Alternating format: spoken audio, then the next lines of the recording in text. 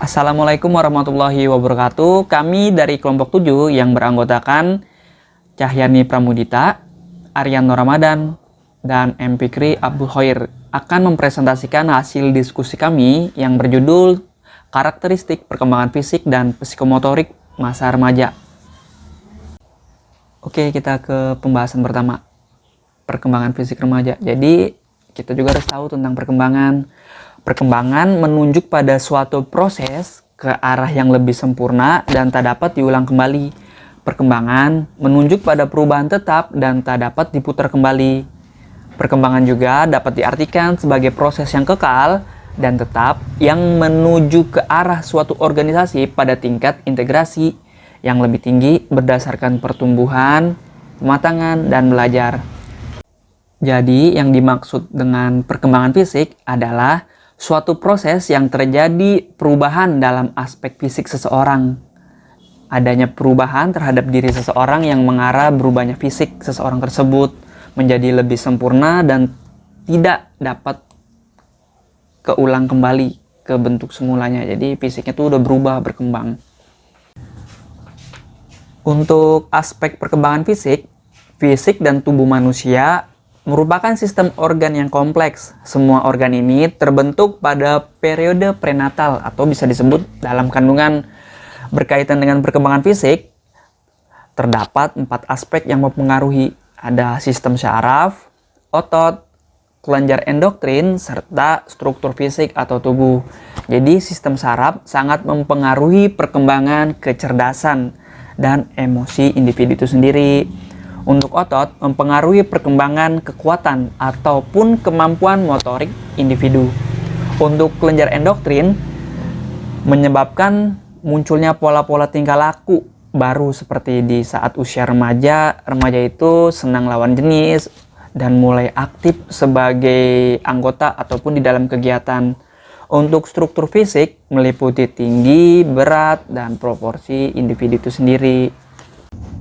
Karakteristik perkembangan fisik remaja. Remaja berada pada batas peralihan kehidupan dari anak menuju ke masa dewasa.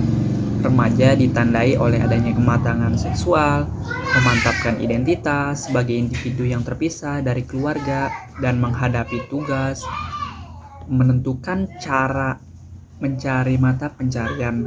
Masa remaja sering dikenal dengan masa mencari jati diri. Masa ini terjadi karena remaja merupakan peralihan antara masa kehidupan anak-anak menuju kehidupan dewasa.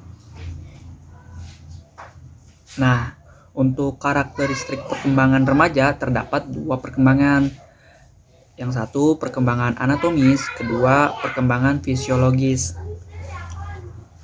Perkembangan anatomis, perkembangan yang ditandai dengan adanya perubahan pada struktur tulang, indeks tinggi, berat badan, proporsi tinggi kepala, dan keajegan badan secara keseluruhan. Sementara perkembangan fisiologis itu perkembangan yang ditandai dengan adanya perubahan fungsional dari sistem kerja biologis seperti kontraksi otot, peredaran darah dan pernapasan, persyarafan, sekresi kelenjar, dan seperti pencernaan. Laju perkembangan berjalan secara berirama berbarengan ya. Terima kasih Mas Ari, saya akan melanjutkan materi selanjutnya yaitu proses perkembangan psikomotorik remaja. Perkembangan psikomotorik merupakan perubahan tingkah laku yang terjadi secara sadar dan sepanjang siklus kehidupan manusia yang dipengaruhi oleh biologis, individual, dan juga lingkungan. Selanjutnya adalah di dalam perkembangan psikomotorik terdapat 2 prinsip utama yang tampak dalam semua bentuk perilaku psikomotorik ialah pertama, bahwa perkembangan itu berlangsung dari yang sederhana kepada yang kompleks. Yang kedua adalah dari yang kasar dan global kepada yang halus dan spesifik tapi terkoordinasi.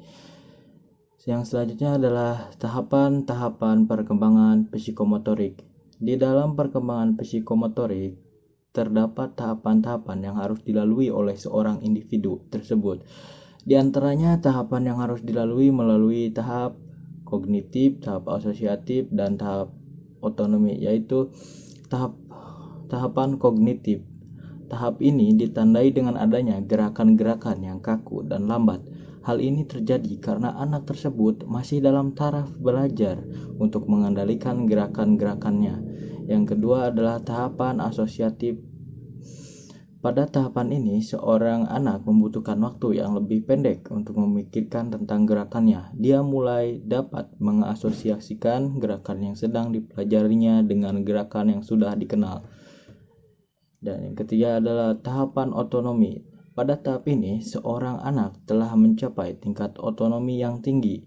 Proses belajarnya sudah hampir lengkap, meskipun dia masih dapat memperbaiki gerakan-gerakan yang dipelajarinya.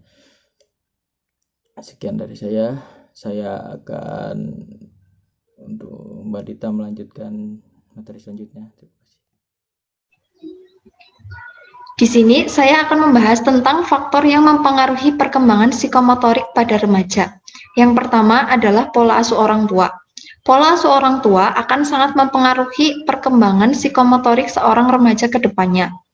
Apabila orang tua terlalu memaksa atau otoriter, maka dapat menghambat proses perkembangan psikomotorik dan dapat menyebabkan gangguan pada psikomotorik remaja. Yang kedua adalah gen. Gen dari orang tua juga sangat mempengaruhi proses perkembangan psikomotorik seorang remaja. Karena seperti yang pernah dijelaskan oleh Pak Aldias bahwa gen merupakan gen atau pembawa sifat merupakan salah satu hal yang diwariskan oleh orang tua kepada anak. Apabila gen dari orang tua unggul, dapat berkembang, dapat beradaptasi dengan cepat, maka seorang anak juga dapat berkembang dengan cepat. Yang ketiga yaitu pengaruh lingkungan. Pengaruh lingkungan sangat mempengaruhi perkembangan psikomotorik seorang remaja juga. Lingkungan tempat seseorang dibesarkan, hubungan dengan anggota keluarga dan orang lain juga turut berpengaruh terhadap perkembangan psikomotoriknya. Lingkungannya yaitu antara lain lingkungan keluarga, lingkungan sekolah, dan lingkungan bergaul. Lingkungan keluarga tentu merupakan lingkungan pendidikan yang pertama seorang remaja terima. Lingkungan keluarga lebih menekankan pada aspek moral atau pembentukan kepribadian daripada pendidikan untuk menguasai ilmu pengetahuan. Selanjutnya, lingkungan sekolah atau lingkungan pendidikan. Lingkungan sekolah atau lingkungan pendidikan merupakan rumah kedua bagi remaja, dan di tempat ini pula remaja memperoleh pendidikan formal dan berlatih untuk meningkatkan kemampuan berlandaskan tentang apa yang ia peroleh dari keluarganya. Yang ketiga, lingkungan bergaul merupakan tempat bagi remaja untuk bersosialisasi dan bergabung dengan teman-temannya. Selanjutnya, hubungan antara perkembangan fisik dan psikomotorik remaja. Perkembangan psikomotorik ditandai dengan perkembangan rasa ingin tahu, terutama yang berkaitan dengan seks, ilmu pengetahuan, nilai-nilai moral dan keyakinan, beragama, pandangan moral individu, pandangan moral individu makin lama makin menjadi lebih abstrak. Keyakinan moral lebih berpusat pada apa yang benar dan kurang pada apa yang salah. Yang kedua, keadilan muncul sebagai kekuatan moral yang dominan. Penilaian moral menjadi semakin kognitif, dan penilaian moral menjadi kurang egoistik.